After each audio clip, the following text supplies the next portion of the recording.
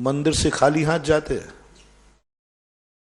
बहुत बड़ी गलती, बहुत बड़ी गलती करते हैं। मंदिर से कभी खाली हाथ नहीं जाना चाहिए। एक जल का भरा हुआ कलश या मांगलिक है कलश, तो गंधोदक का भरा हुआ कलश घर में प्रवेश कराओ सुबह, 24 घंटे अमंगल प्रवेश नहीं हो सकता उस घर में। कलश ले लो, एक छोटा सा कलश बना लो, बिल्कुल छोटा रहा, अभी कोटा वालों ने बनाया छोटे से, वो कलश भरो अभिषेक का और घर ले जाओ, और घर ले जा करके अपने घर की महिलाओं के लिए अपने हाथ से दो। और देखो 1000 मुनिराज तुम्हारे बेटे को आशीर्वाद दें तो जरूरी नहीं कि वो मांगलिक होगा।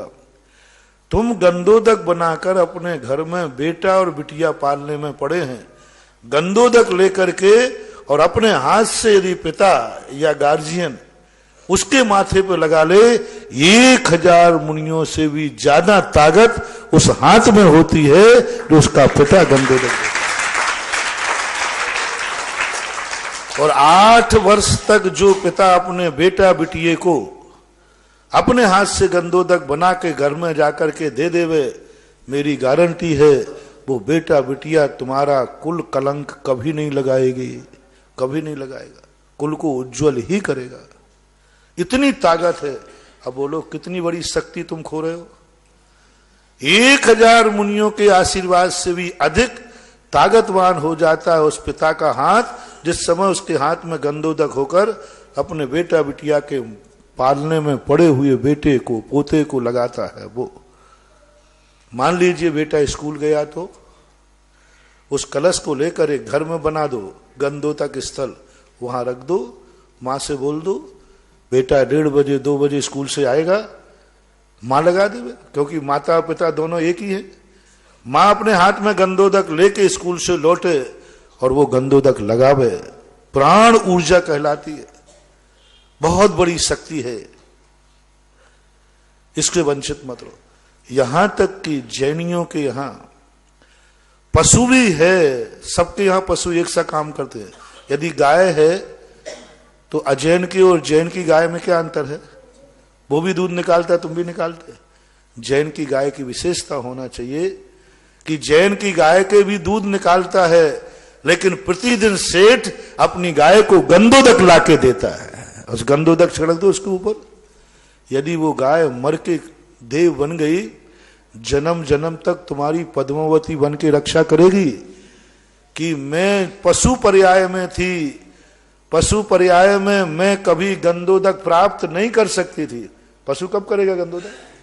कभी नहीं ले सकती, अभिषेक नहीं दे। लेकिन मेरे पुण्य तो देखो, मेरे लिए सेठ गंधोदक लाके देता था। पद्मावती की बहुत बड़ी पद्मावती देवी बन गई तो जन्म जन्म तक तुम्हारी रक्षा करेगी। नौकर हो तो नौकर से कहो, जैन नौकर अजैन नौकर में क्या अंतर है? जैन नौकर में है सेठ कहता है हे नौकरों सब लोग पहले जिनेन्द्र देव का गंधोदक लगाओ।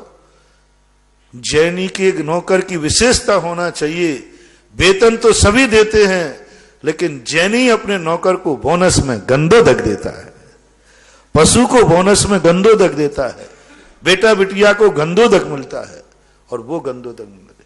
और कह दूं यदि हो सके, आहा बहुत हो सके, ऐसा आनंद आता है, कहते ही आनंद आता है, तुम करने लग जाओ तो मुझे कितना आनंद आ जाएगा। घर में कोई भी मेहमान आवे उसका स्वागत गंधोदक से करो। चाय पानी से तो करते ही हो, मैं उसकी मना नहीं कर रहा हूं। कोई भी आ जाए गंधोदक की कलशिया रखी, लीजिए साहब, वो नहीं ले पाए अपने हाथ से। मेरे यहां कोई भी व्यक्ति आता है मैं उसका स्वागत गंधोदक से करता हूं, क्योंकि ये घर जिनेन्द्र देव के भक्त का है। जैनी के घर की पहचान होना चाहिए कि जैनी के घर में स्वागत गंधोदक से होता है। और मैंने जबलपुर में जो उपदेश दिया था तो कि बारात भी आवे, आप स्प्रे करते हो गुलाब जल का कुछ भी, बारात भी आवे तो बारात का स्वागत गंधोदक से करो।